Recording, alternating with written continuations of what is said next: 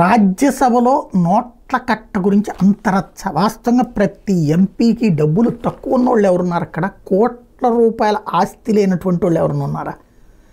అలాంటిది కోటీశ్వరులైనటువంటి వాళ్ళు ఉండే చోట 500 రూపాయల నోటు నా జేబులో ఉంటుంది, కానీ 500 నోట్ల కట్ట నాది కాదన్నటువంటిది అభిషేక్ మను సింఘ్వి ఎవరైతే ప్రస్తుతం ఎంపీగా ఉన్నటువంటి ఆయన చెప్పుకొచ్చేది. కాంగ్రెస్ పార్టీ తరపున తెలంగాణ నుంచి మొన్న ఎన్నికైనటువంటి ఎంపీ అనుకుంటారు జరిగింది.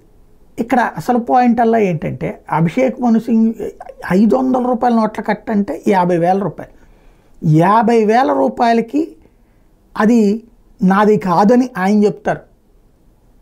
ఆయన సీటు పక్కన దొరికిందని చెప్పి చైర్మన్ చెప్తారు.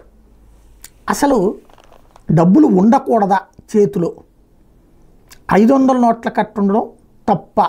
ఇది సాధారణ ప్రజలకు వచ్చేటటువంటి సందేహం.